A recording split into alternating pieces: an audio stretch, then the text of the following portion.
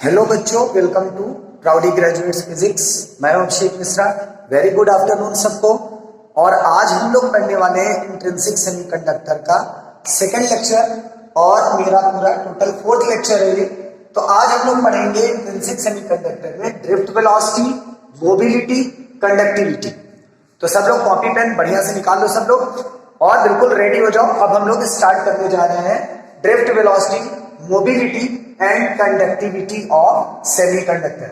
तो चलिए पहले थोड़ा सा एक्सप्लेनेशन समझते हैं कि इससे पहले हम लोग ने बात किया था पिछले लेक्चर में। अगर आप मेरा पिछला लेक्चर नहीं देखे हैं तो मेरे डिस्क्रिप्शन में उसकी लिंक रहेगी, आप वहां पर जाओ और पिछला लेक्चर देख लो। सारे जितने भी लेक्चर्स हैं उसके बाद फिर आप इसमें आना तो चीजें अच्छे से क्लियर होंगी। तो हम लोग पिछले लेक्चर में देखे थे कि हमारा जो ये वैलेंस बैंड होता है, वैलेंस बैंड और ये कंडक्शन बैंड, तो इंट्रिंसिक सेमीकंडक्टर में 0 केल्विन पे तो कोई भी इलेक्ट्रॉन हमारे कंडक्शन बैंड में नहीं होते। सारे इलेक्ट्रॉन्स हमारे वैलेंस बैंड में होते हैं, कंडक्शन बैंड बिल्कुल एम्प्टी होता है। पर जैसे ही हम टेम्परेचर मतलब एक रूम टेम्परेचर तक बात करें तो रूम टेम्परेचर तक क्या होता है कि इतना एप्रोप्रिएट हीट एनर्जी मिल जाती है कि कोवेलेंट बॉन्ड्स जो होते हैं हमारे इंट्रिंसिक सेमीकंडक्टर के वो ब्रेक हो जाते हैं और कुछ इलेक्ट्रॉन हमारे कंडक्शन बैंड में पहुंच जाते हैं। कुछ इलेक्ट्रॉन कंडक्शन बैंड में पहुंचने से क्या होता है, इंट्रिंसिक सेमीकंडक्टर की कंडक्टिविटी स्टार्ट हो जाती है। मतलब जो इंसुलेटर में रहता है कंडक्टिविटी उसकी थोड़ी सी बढ़ जाती है। अब देखो बात यह है कि अभी ये इलेक्ट्रॉन वैलेंस बैंड से कंडक्शन बैंड में जंप किए हैं। ये इलेक्ट्रॉन हमारे वैलेंस बैंड से कंडक्शन बैंड में जंप किए हैं और जंप करने के बाद ये फ्री हो गए। अच्छा, फ्री हो गए तो कोई इधर जाएगा, कोई इधर जाएगा, कोई कहीं जाएगा। इनका एक एप्रोप्रिएट डायरेक्शन नहीं है। ये चल तो रहे हैं पर इनका कोई एक फिक्स्ड डायरेक्शन नहीं है कि ये किधर जाएगा। अच्छा, जब डायरेक्शन फिक्स नहीं है तो जो टोटल करंट निकलेगा इंट्रिंसिक सेमीकंडक्टर का वो 0 होगा, क्योंकि भाई सब अलग अलग डायरेक्शन में जा रहे हैं, रैंडमली मूव कर रहे हैं। हम ये कह सकते हैं कि वो रैंडमली मूव कर रहे हैं। इसके लिए हम लोग क्या करते हैं, अब देखिए ये तो बैंड डायग्राम था, अब मैं इसे थोड़ा सा सर्किट डायग्राम पे लेके चलता हूं। तो इसके लिए क्या होगा कि हम इस इंट्रिंसिक सेमीकंडक्टर को, जिसके पास इलेक्ट्रॉन्स भी हैं, फ्री इलेक्ट्रॉन्स मैं केवल यहां पर बना रहा हूं, और होल्स भी हैं। होल्स की बातें मैं किया था कि होल्स भी हमारे चार्ज कैरियर की तरह काम करते हैं। इंट्रिंसिक सेमीकंडक्टर में होल से भी हमें करंट मिलेगा। तो अगर अब मैं इसमें बैटरी इंप्लीमेंट कर दूं, बैटरी यहां पर मैं कनेक्ट कर दूं, मीन्स मैं कुछ पोटेंशियल लगा दिया, मीन्स यहां पर मैं इलेक्ट्रिक फील्ड सेटअप कर दिया, इलेक्ट्रिक फील्ड मैं सेटअप कर दिया। अब देखो इलेक्ट्रिक फील्ड सेटअप करने से क्या होगा, जितने इलेक्ट्रॉन्स होंगे वो सब पॉजिटिव की तरफ आना स्टार्ट कर देंगे। जितने भी इलेक्ट्रॉन होंगे, ये हमारे इलेक्ट्रॉन है, ये सब किधर मूव करना स्टार्ट कर देंगे, पॉजिटिव की तरफ। अब सबका एक डायरेक्शन होगा, अब रैंडमली कोई नहीं मूव करेगा, अब सबका एक डायरेक्शन होगा। और जो होल होंगे ये होल्स हमारे नेगेटिव की तरफ शिफ्ट कर देंगे। भाई लॉजिक एकदम सेम है, लॉजिक वही बचपन वाली है कि अगर इलेक्ट्रॉन नेगेटिव है तो पॉजिटिव से अट्रैक्ट करेगा, होल्स पॉजिटिव है तो उसे नेगेटिव अट्रैक्ट करेगा। ऐसे मोशन स्टार्ट हो जाता है। अच्छा, ये जब मोशन स्टार्ट हुआ तो सोचो इलेक्ट्रॉन्स जब चलेंगे तो लड़ेंगे, एटम से लड़ेंगे, न्यूक्लियस से लड़ेंगे, बहुत ज्यादा कोलिजन्स होगा, बहुत ज्यादा कोलिजन्स होगा। तो इस इलेक्ट्रिक फील्ड की वजह से, इलेक्ट्रिक फील्ड की वजह से इलेक्ट्रॉन्स को वेलोसिटी तो मिली, एक वेलोसिटी मिली, पर वो वेलोसिटी बहुत ज्यादा डिस्ट्रैक्ट होगी, कहीं पे लड़ेंगे, धीमे होंगे, तेज होंगे। तो हम क्या करेंगे, उनके एवरेज वेलोसिटी की बात करेंगे। तो इलेक्ट्रॉन की पर्टिकुलर वेलोसिटी क्या नहीं बात करेंगे, एवरेज वेलोसिटी पे बात करेंगे, इंस्टेंटेनियस पे बात नहीं करेंगे भाई। तो एवरेज में देखिए कि इलेक्ट्रॉन की पहले जो वेलोसिटी थी उससे कुछ एक्स्ट्रा वेलोसिटी मिल गई, एक्स्ट्रा वेलोसिटी मिल गई इलेक्ट्रॉन को। किसकी वजह से, इस पोटेंशियल की वजह से, इस इलेक्ट्रिक फील्ड की वजह से इलेक्ट्रॉन को एक्स्ट्रा वेलोसिटी मिल गई। अब जो ये एक्स्ट्रा वेलोसिटी है इसी को हम कहते हैं ड्रिफ्ट वेलोसिटी वीडी। ये जो हमारा है ड्रिफ्ट वेलोसिटी वीडी मींस किसी भी चार्ज कैरियर को जो वेलोसिटी होती है चार्ज कैरियर के पास किसी इलेक्ट्रिक फील्ड की वजह से, उस वेलोसिटी को हम लोग क्या कहते हैं, ड्रिफ्ट वेलोसिटी। और ड्रिफ्ट वेलोसिटी ये जो है हमारी प्रोपोर्शनल होगी इलेक्ट्रिक फील्ड। जितना ज्यादा फील्ड हम बढ़ाएंगे, जितना ज्यादा इलेक्ट्रिक फील्ड बढ़ाएंगे, उतना ज्यादा वेलोसिटी बढ़ेगी इलेक्ट्रॉन की, उतनी ही ज्यादा बढ़ेगी। तो ये हमारा कॉन्सेप्ट था ड्रिफ्ट वेलोसिटी का। क्लियर हो रहा है सबको? यहां पर मैं आपको एक एनिमेशन के साथ दिखाता हूं कि इस ड्रिफ्ट वेलोसिटी को कैसे हम समझेंगे। तो एनिमेशन देखते हैं हम लोग। जैसे इस एनिमेशन में आप लोग देखिए कि इलेक्ट्रॉन्स जो फ्री हैं, जैसे ही हम पोटेंशियल अप्लाई किए वो मूव करना स्टार्ट कर दिए, इलेक्ट्रॉन्स पॉजिटिव की तरफ आ रहे हैं। पर देखिए कितनी कोलिजन्स हो रहे हैं। तो इन कोलिजन्स की वजह से जो एवरेज वेलोसिटी इलेक्ट्रॉन्स में आती है उसे ड्रिफ्ट वेलोसिटी कहते हैं। चलिए अब हम लोग लिखेंगे ड्रिफ्ट वेलोसिटी की डेफिनेशन। तो क्या लिखेंगे? Thermally generated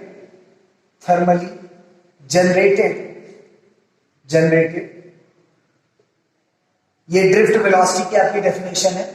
thermally generated free electrons thermally generated free electrons in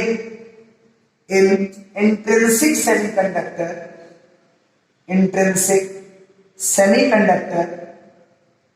semiconductor acquires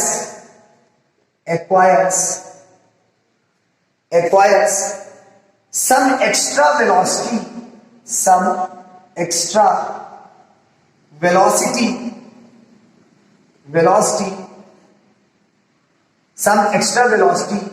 due to applied electric field due to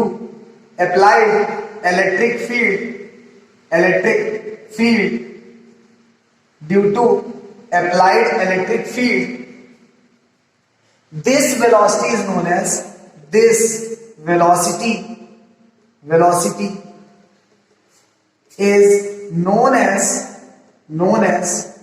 drift velocity. This velocity is known as drift velocity Vd. Drift velocity Vd और इसका क्या है? Drift velocity Vd is proportional to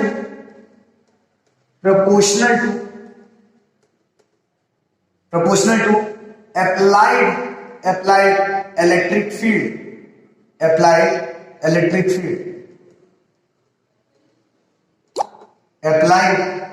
field. इसका मतलब क्या है कि हमारी ड्रिफ्ट वेलोसिटी जो एक्स्ट्रा वेलोसिटी इलेक्ट्रॉन के पास आ रही है, जो अभी एनिमेशन वगैरह सब लोग समझे, वो डायरेक्टली प्रोपोर्शनल होगी अप्लाइड इलेक्ट्रिक फील्ड के। अब सब लोग जानते हो, बचपन से पढ़े हो फिजिक्स में, कि जब भी ये डायरेक्टली प्रोपोर्शनल साइन होती है, इसे इक्वल टू में कन्वर्ट करने के लिए कुछ कांस्टेंट लाया जाता है। भाई यहां पर मिले रहेंगे, वही कहानी है सब बचपन वाली। Is equal to mu E. ये हमारी भाई हो गई कि जो ये Vd है, ये Vd बराबर हो जाएगा म्यू ई। ये म्यू क्या है? कांस्टेंट है। अब कांस्टेंट क्या है इसका नाम बता रहा हूं। ये कांस्टेंट क्या है? Mobility of charge career. ये चार्ज कैरियर की मोबिलिटी बताता है। और क्या होता है मोबिलिटी? आगे वो भी समझते हैं। नोट करिए फटाफट। 1 2 3 4 5 इरेज कर रहा हूं मैं।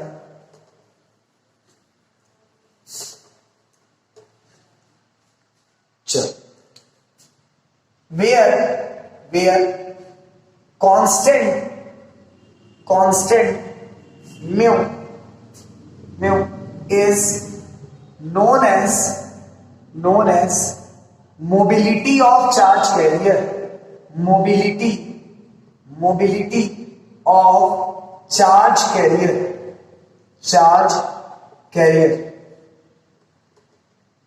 Mobility of charge career.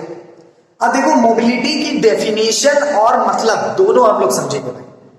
Definition तो हम यहां से निकाल सकते हैं। देखो, यहां से अगर Vd बराबर म्यू ई है, तो म्यू बराबर क्या हो जाएगा बताओ मुझे? म्यू बराबर क्या हो जाएगा बताओ मुझे?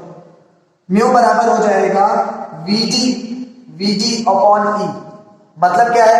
Drift velocity per unit electric field.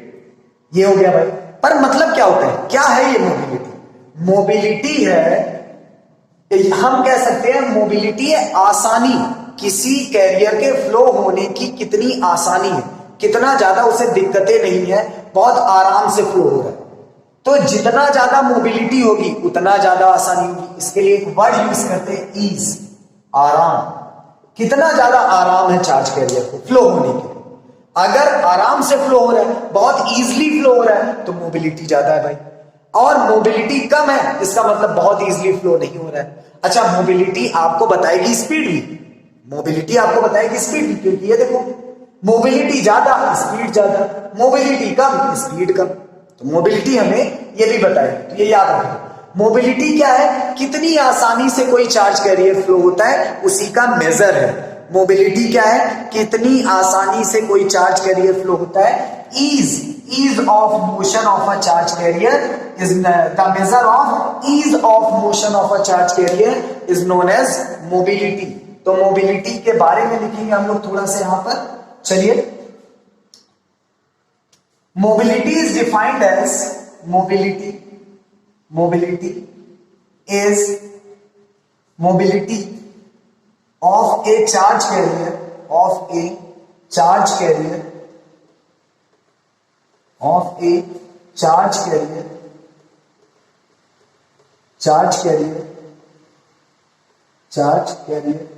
is defined as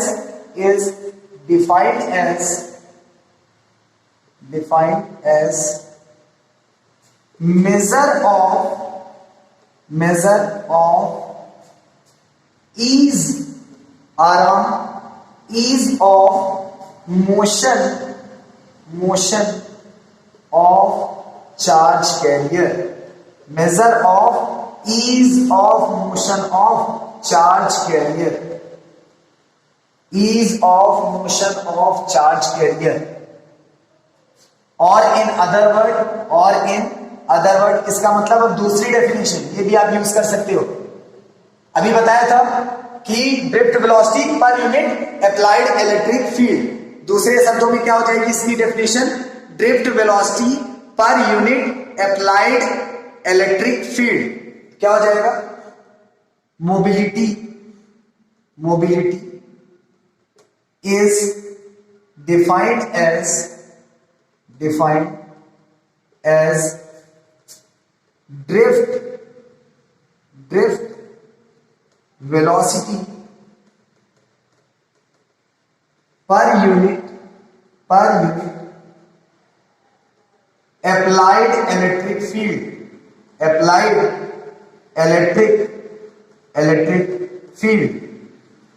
per unit applied electric field। Formula क्या हो जाएगा? Mu is equal to VD upon E। Mu is equal to VD upon E, ये फॉर्मूला हो जाएगा।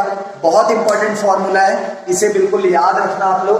बहुत आसान है। ऐसे समझ लो, चार्ज कैरियर भाई गए कंडक्शन बैंड में गए, पर उसके बाद उनके पास कोई डायरेक्शन नहीं है। इलेक्ट्रिक फील्ड लगाया, कुछ ताकत दिया, वेलोसिटी आई, अब वेलोसिटी आई तो भागना स्टार्ट कर दिया, पर एक direction.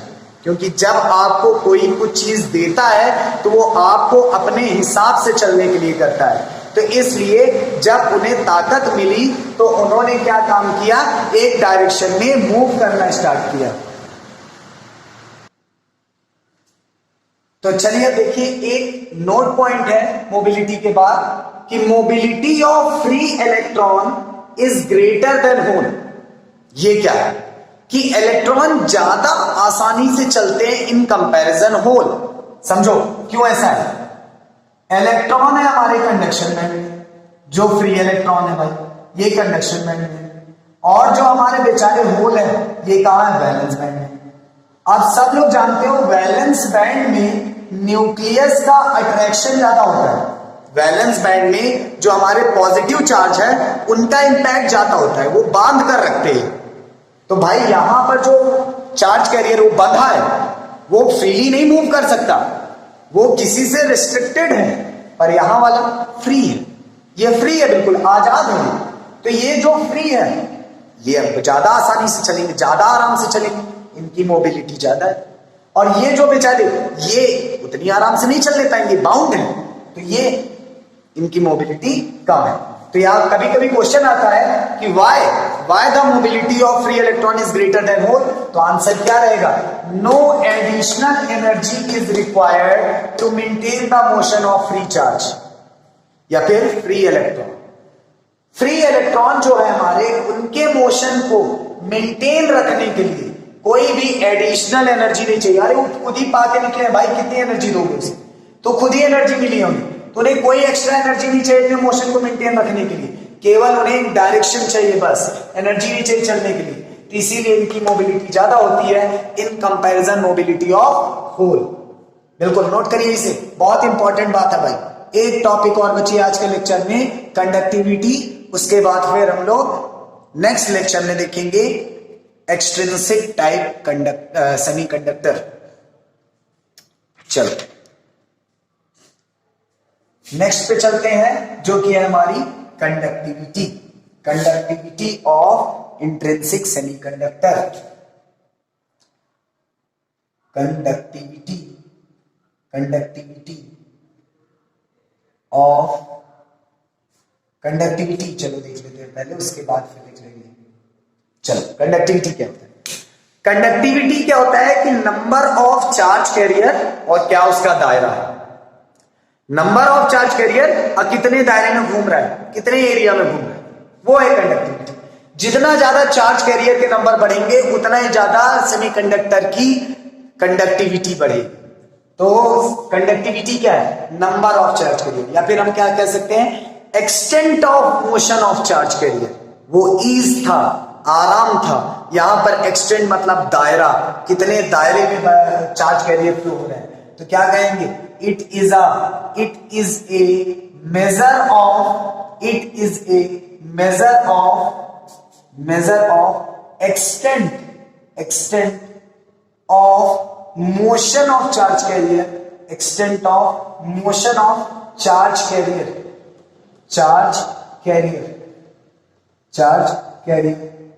and is given as। अब इसका फॉर्मूला कंडक्टिविटी का क्लास 12 में सब लोग फॉर्मूला पढ़े हो। कंडक्टिविटी को किससे लिखते हैं? सिग्मा से, और फॉर्मूला क्या हो जाएगा? J/E। अब पूछोगे J क्या है? ये J नया चीज लिखती है। J क्या है? Current density. सब पढ़े हो तुम लोग। J क्या है? Current density. J क्या है? Current density. अब याद आ गया J क्या पढ़े थे? Current density. कुछ तो एंगुलर मोमेंटम सोच रहे होंगे, अरे सर J तो एंगुलर मोमेंटम होता है, नहीं, वो क्वांटम के लिए होता है। J यहां पर क्या है? Current density. J क्या है? Current density. चलो अब एक आखिरी टॉपिक हमारा बचा, वो है कि इस सिग्मा और म्यू, कंडक्टिविटी और मोबिलिटी के बीच का रिलेशन पूछता है बीएससी वालों से कि derive the relation between conductivity and mobility of intrinsic semiconductor। चलो देख लेते हैं भाई, relation between sigma and mu, मतलब कंडक्टिविटी एंड मोबिलिटी के बीच का रिलेशन, संबंध क्या है, इनके बीच का क्या व्यवहार है भाई, कंडक्टिविटी और मोबिलिटी के बीच का। The current through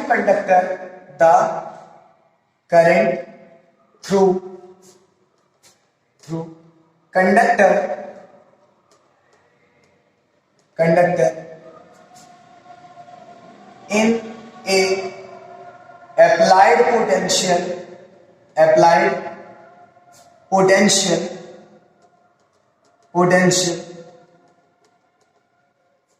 in term of drift velocity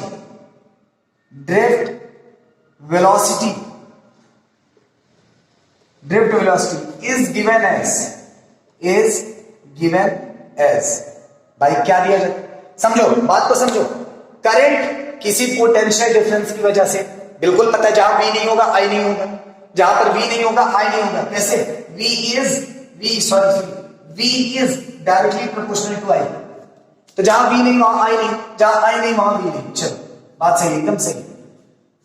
तो क्या है कि पोटेंशियल डिफरेंस में करंट का ड्रिफ्ट वेलोसिटी के टर्म में क्या लिख सकते हैं भाई?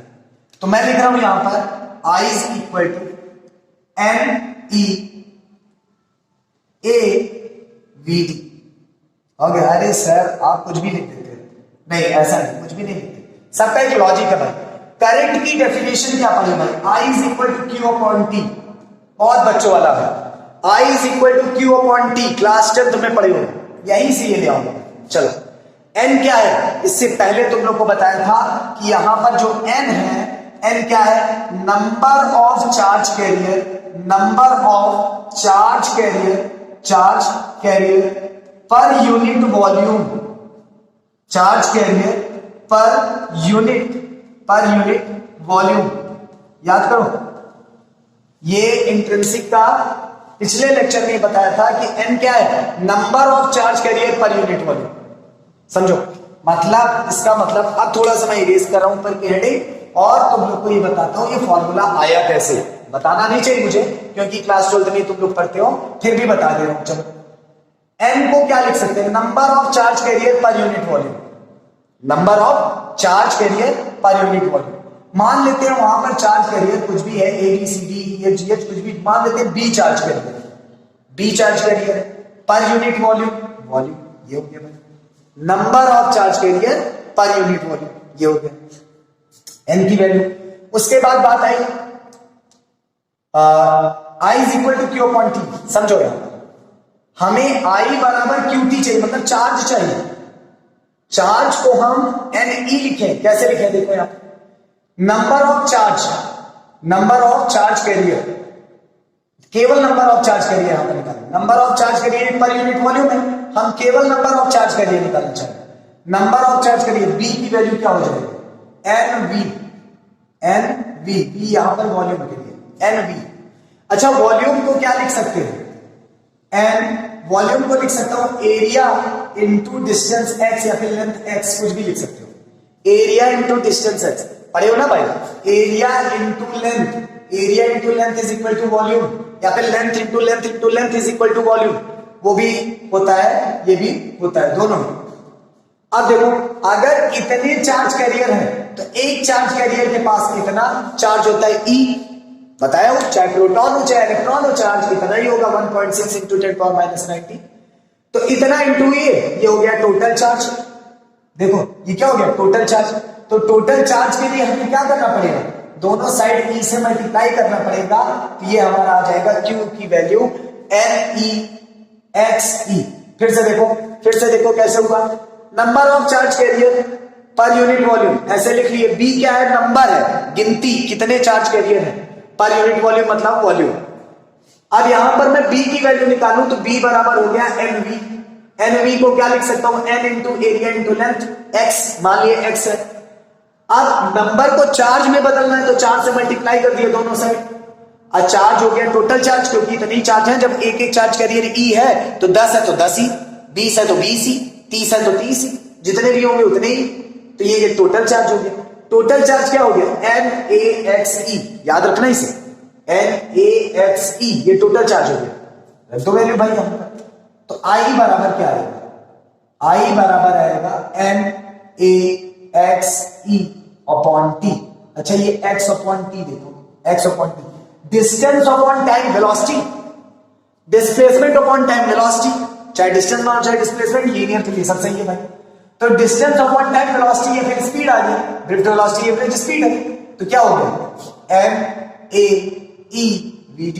देखो यही फॉर्मूला लिखूं मैं, NEAVD। ये क्या आया? I। ये क्या आया? I। तो क्लियर हो गया ये रिलेशन कहां से है? ये रिलेशन यहां से। यहां पर N का मतलब समझ में आ गया, number of charge carrier per unit volume, number of charge carrier per unit volume, या फिर इसे कंसंट्रेशन भी कहते हैं, कंसंट्रेशन ऑफ चार्ज कैरियर, और करके लिख लेना कंसंट्रेशन ऑफ चार्ज कैरियर, या फिर इसे चार्ज कैरियर डेंसिटी भी कहते हैं। क्या कहते हैं? चार्ज कैरियर डेंसिटी भी कहते हैं। याद रखना सब लोग, चार्ज कैरियर डेंसिटी भी कहते हैं इसे। चलो भाई, यहां से रिलेशन निकालना है, कैसे निकालेंगे? ये लिख लिए होगे, वेयर वाला लिखो और फॉर्मूला लिखो, उसके आगे फिर मैं करा रहा हूं। वेयर वाला फॉर्मूला लिखो और उसके आगे फिर मैं करा रहा हूं। चलो वीडियो पॉज कर लेना, ये ना कहा अरे सर आप जल्दी जल्दी ये सब हटा देते हैं, कुछ लिखने नहीं पाते, तो वीडियो बेटा पॉज कर लो, सर देखने नहीं आ रहे हैं क्या लिख रहे हो क्या नहीं लिख रहे हो, तो वीडियो पॉज करो जल्दी से और लिखते चलो।